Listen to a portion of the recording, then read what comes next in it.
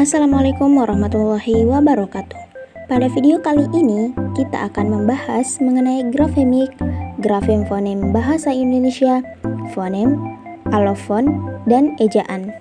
Nah teman-teman, sebelum kita masuk kepada materi, izinkan saya memperkenalkan diri terlebih dahulu. Perkenalkan, nama saya Nabila Mustari dengan nomor induk mahasiswa 23051501007 kelas A, Prodi Pendidikan Bahasa dan Sastra Indonesia. Langsung saja kita memasuki pada materi pertama, yaitu grafemik. Grafemik adalah ilmu linguistik yang mempelajari sistem penulisan dan komponen dasarnya, yaitu grafem. Ini mengkaji kekhususan teks tertulis dalam bahasa tertentu dan kesesuaiannya dengan bahasa lisan.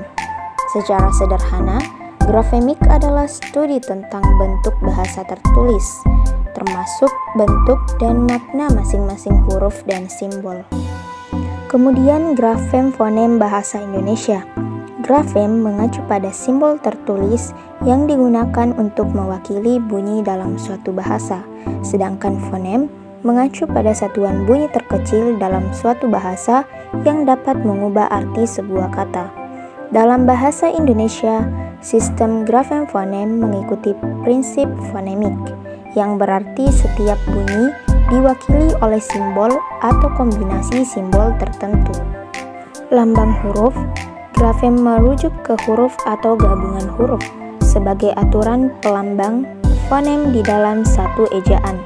Contohnya pada kata tanggal, terdiri dari 7 huruf, yaitu T, A, N, G, G, A, L. Tetapi grafemnya hanya 6, yaitu T, A, Eng, G, A, dan L. Dalam grafem fonem bahasa Indonesia, fonem E dan E dilambangkan E. Contoh, sate menjadi sate, ide menjadi ide, menang menjadi menang, dan berat menjadi berat. Kemudian contoh perbedaan huruf grafem dan fonem dapat kita lihat pada gambar di atas. Fonem adalah kesatuan bunyi terkecil suatu bahasa yang berfungsi membedakan makna.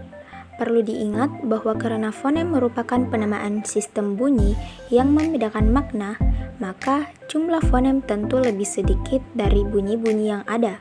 Bahkan, jumlah dan variasi bunyi bahasa Indonesia yang tak bias dipastikan jumlahnya itu. Fonem dapat memiliki pengucapan yang berbeda-beda, tergantung posisinya dalam sebuah kata atau suku kata. Misalnya, fonem P pada kata pola diucapkan berbeda dengan fonem P pada kata bola. Alofon adalah variasi fonem yang tidak membedakan arti. Alofon dituliskan di antara dua kurung siku. Kalau P yang lepas kita tandai dengan P, sedangkan P yang tidak lepas kita tandai dengan Pi, maka dapat dikatakan bahwa dalam bahasa Indonesia, fonem P memiliki dua alofon, yakni P dan Pi. Kemudian ejaan. Ejaan-ejaan mengacu pada sistem ejaan suatu bahasa yang melibatkan penggunaan simbol tertulis untuk memiliki bunyi bahasa.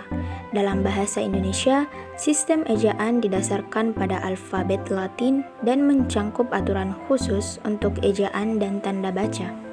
Misalnya huruf C selalu diucapkan dengan lambang seperti C pada kata cheese. Sedangkan huruf C selalu diucapkan sebagai C dalam kata cum. Itulah tadi penjelasan pada materi kali ini. Sekian dari saya. Assalamualaikum warahmatullahi wabarakatuh.